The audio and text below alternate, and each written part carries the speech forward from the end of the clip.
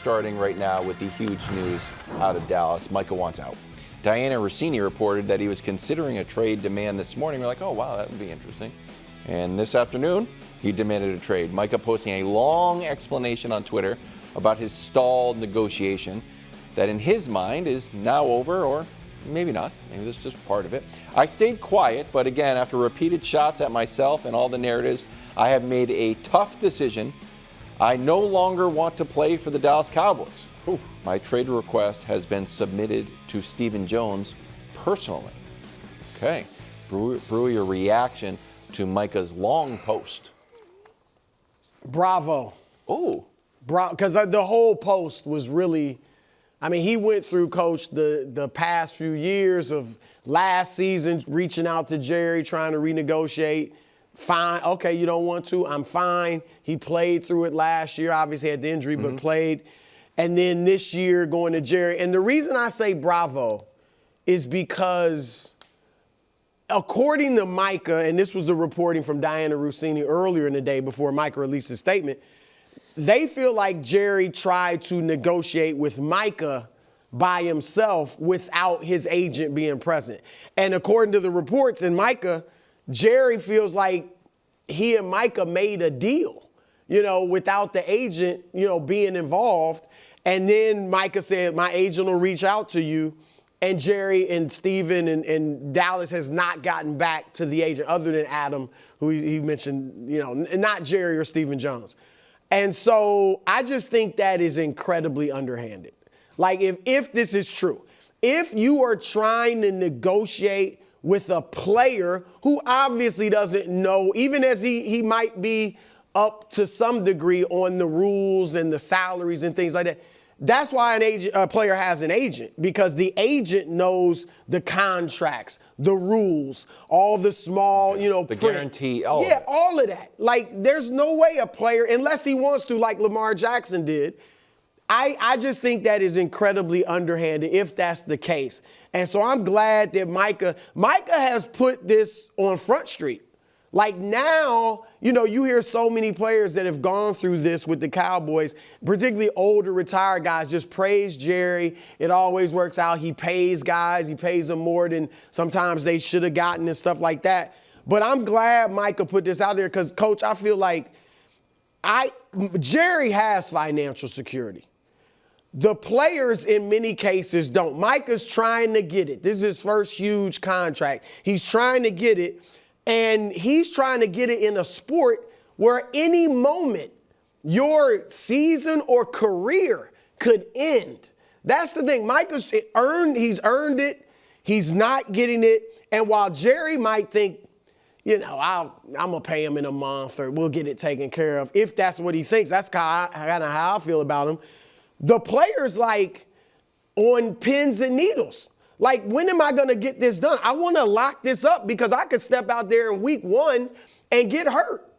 And so I'm glad Micah put this out there. Now, all that said, I still think the Cowboys will work this out. Maybe this will quicken things. I think it can be worked out. But I think now Jerry is going to have to, he's going to have to acting correctly, in my opinion, to get Micah back on board. And he's going to pay him a huge contract. I still think he'll be a Cowboy, but I'm glad Micah put this out. Yeah, we saw part of the statement. You read the whole statement, yeah. I assume. So do you think that Micah wrote that whole statement by himself? No, I mean, I think he narrated it to. Wrote the whole statement up, and Micah just put that out there. And I understand that you want to have the owner negotiate with the agent, and I respect that, and at the end of the day, that's what's going to end up happening. But the fact that those two are talking, I don't think there's anything wrong with that, because the decision maker is Jerry Jones for the club, and the decision maker is Micah Parsons for the player. So the agent works for the player. So if those two decision makers over the course of being together are talking about what's important to you, what's important to me, this is where we are, this is where you are, I don't think there's anything wrong with that part of it. Ultimately, the actual contract will be negotiated with the agent, but the person who has to make the decision is the player. And I've had discussions with players in the past who are holding out, and and you have that discussion. At the end of the day, you have to make this decision. You have to do what's right for you, but it's not the agent's decision. And sometimes the agent is working not just for your contract, but for all the future contracts that he hopes he's going to get. Because if he gets you this, special deal, then he can go sell that to the other guy. So there's an element of that.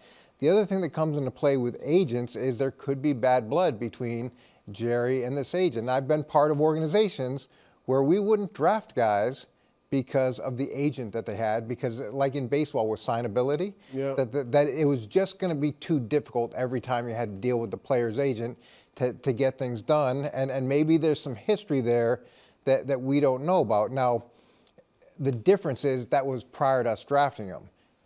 They're married now, so it's like your in-laws. The in-laws are the in-laws. You have to deal with the agent at that point. But I can't imagine that he's going to get traded. Right. And this is just, to me, a way to try to hopefully put some public pressure on Jerry to get something done quicker. But he doesn't have many options. What's he gonna? The only thing he can do is sit out. The club has his rights. And the contract tolls, if you sit out, you don't become a free agent next summer. It just goes. You have another year of being under contract. So I agree with you. Like I actually think it can be wise to talk some, but according to the reports in Micah, they're saying like Jerry feels like they had a deal.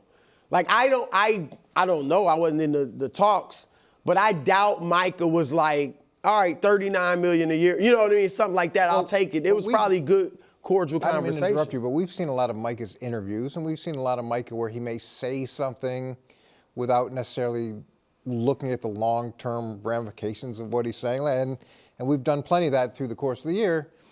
Couldn't you see Micah during a conversation saying, "Oh yeah, that sounds good"? Yeah, I could. Yeah, I could definitely to the point where Jerry might be thinking, "All right, this is what he wants. I've talked to the kid. I've talked to the player. This is what he wants. It looks like we're, as long as we give X, Y, and Z, but then we've got a deal." You see Micah in public saying there's nothing done. That I definitely could see Micah being like, "Oh, okay, all right, good." Yeah, it sounds good. But then and then he said, "My agent will call you." Then when the agent calls, you should be like, "Look, I talked to Micah. We agreed to this." Obviously, the agent will go back and check with Micah. And if Micah's like, no, that's around the ballpark, but we still got work to do. It doesn't seem that difficult if they were close to an agreement. It feels like now there's just butting heads. I think it was probably just talking. Like Micah's like, yeah, all right, we're good. And you also wonder, too, if they were close to an agreement and then the new deals came into play, new deals got signed, which kind of reset the market. Now, as the agent said, okay, the comps that we were using before are no longer the comps. Now we want this amount of money, which isn't unfair. Yeah. That's the danger that or that's the risk that you take when you let other contracts hit while you're waiting to sign your player. Diana reporting that the Cowboys have no intention of trading Micah Parsons, so that I guess they are viewing this as just a strong negotiating tactic. Still, teams around the league are planning to reach out to check on his availability today. So what is this process like, Coach? Just explain to me what the process is like. The team says we don't have an intention to trade him, but if I'm if I'm somebody with cap space, the New England Patriots, I would feel like I would call. So what's that process like? And then are there teams that should be calling in your mind? It's interesting because I was trying to think of what players have said, I want to trade during training camp and have actually gotten traded. Because there's not many that jump out at you where someone's been that frustrated, said they want to trade, and then they get traded.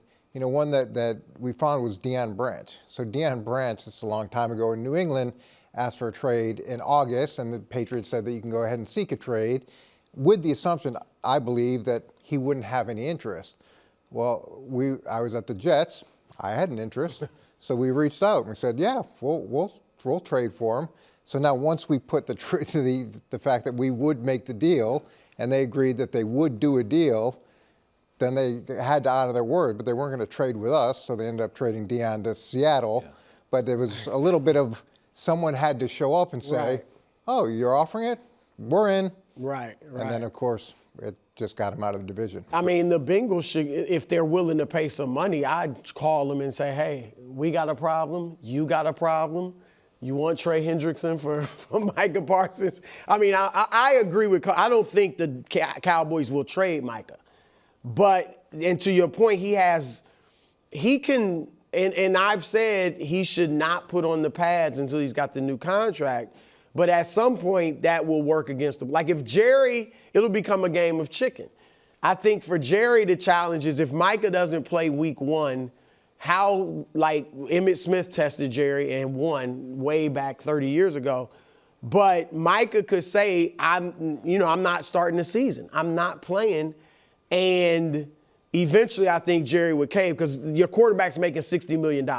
You can't give up on a season when you're paying your quarterback, you're paying your receivers. You got this big money in other places and you want to try to win now. But remember I said that I was wondering if this, because it was a different offseason for the Cowboys and because they made the Schottenheimer hire, which again wasn't the flashy hire, right.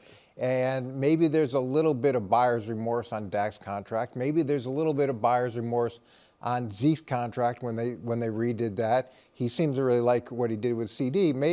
This could be one of those things where he's saying, I don't know if I want to commit this type of money long term. And, if we're talking about, a few $1 million a year, it sounds weird, but it's really a rounding error at that point.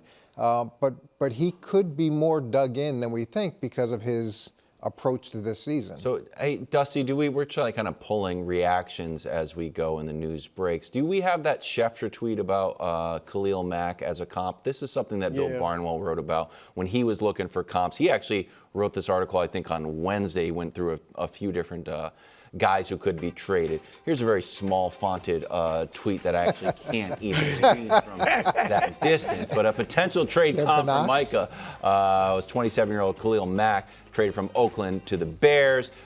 2 firsts. There we go. Thank you, Dusty. 2 first-round picks, a third-round pick, and a 6th-round pick, and a 2nd-round pick, and a conditional 5th. So there's a lot there, and Micah's a year younger.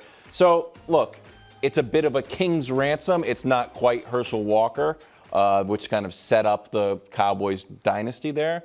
But, Brew, if I'm the Bills, if I'm the Ravens, if I'm like, you know what? We keep hitting our head on the can't beat Patrick Mahomes ceiling. I would put in a call. I would let people know I put in a call.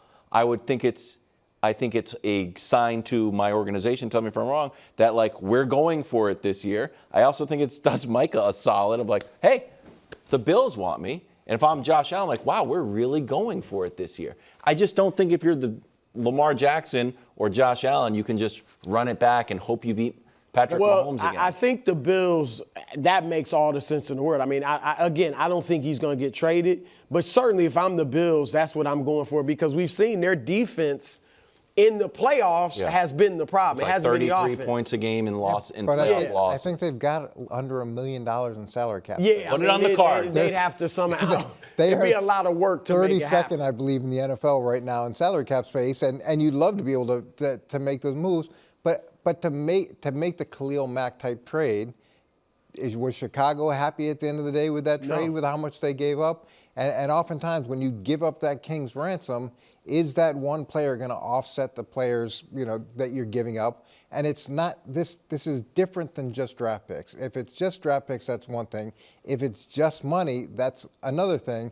When you trade for a player like this, it's 2 resources that are going to hamper your club moving forward. So if it doesn't hit as big as you want it to hit, you're stuck with that issue for a long time. Yeah, again, they'd have to make it work salary-wise. I'd love it if I'm Buffalo. Baltimore, obviously, he'd be great. He'd make them better. But again, I feel like their problem is just, are they going to perform to their best, play their best game in the playoffs? That's what it comes down. They could have Micah, and the offense still doesn't perform up to its ability in the playoffs, and you lose. So I think Buffalo, I'd be more into it if I'm the Bills than the Ravens. Patriots, I think we still have the most cap space, so they do. Vrabel, give a shout. Here was CD's response. he went through similar drama. He didn't quite ask for a trade. Never fails, dog. Just pay the man what you owe him. No need for the extracurricular. And then I believe there's a frown face. I don't know if it's us. Oh, yeah, kind of sad, too. I thought it was perhaps the spiraling eyes. So, Brew, this again.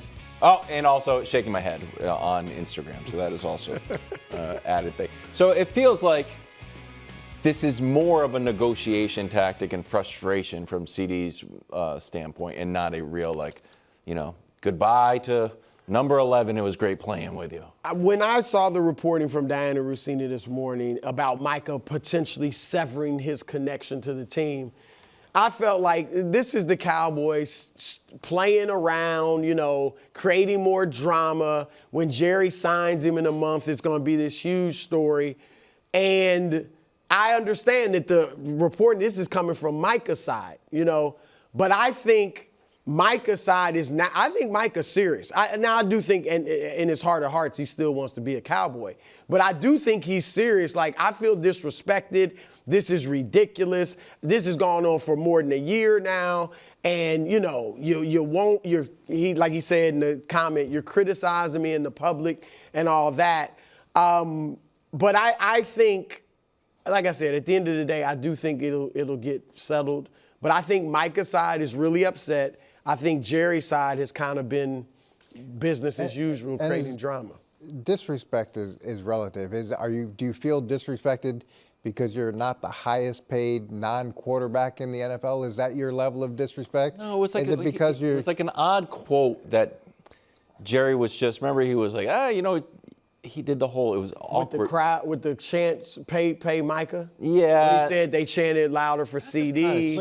But here, and he talked about getting hurt. Missing games. He missed games last year. Yeah. But this is the danger when you're the owner and the GM is as a GM, you're saying things that aren't necessarily positive about the player in negotiation. Right. Just like when you buy a house. Hey, this house has problems with the windows or whatever, because you're trying to get to a deal that's best for you. And the flip side is promoting all the positives about the player and the comps. But that's part of negotiations, which unfortunately, when you're the owner, it can then also create bad blood. Right, you really want another party to be negotiating so you can kind of Here's keep what Ed Werder said. So we're like, all right, if he wants out, probably not showing up. No, he'll be there. Despite his public ridicule of the Cowboys organization and his trade request to the Dallas front office, I'm told Micah has no intention of leaving training camp and incurring $50,000 in daily fines as mandated by the NFL. That's from Ed Werder. Does that surprise you, Coach? No, because you can't get that money back. Right. And he wouldn't have been in camp, and he would have left camp, and all these guys would have left camp if they hadn't changed the rule to where the club could forgive the fines. That's real money, and it stacks up very quickly. And I wouldn't leave camp if I were him either. There's no sense in taking that hit. Even sitting out the season, $24 million he's supposed to get. Like, you're not going to get that $24 million back in negotiate, in your next contract. Over the life of the contract. Yeah, so the rules really do benefit the owners. It's just, will the owners go several games without their best player? Can he sit out game one like Chris Jones? Could you see that? That was the first time. He could sit out a few games, I think. Yeah, I didn't think that was embarrassing for the Hunt family. I thought it was a bit of a scene with your star player in the building, flanked by his agents. I feel like it would be more embarrassing for Jerry Jones if Micah Parsons was in the stands, not suited up. Well, they also don't they have the opener against the Eagles? Yes. So it opens the whole. When the Super Bowl, they're going to lower the Super Bowl banner in the stadium. So it's that's that moment where your biggest your rival in the division is lowering the Super Bowl banner and celebrating their success.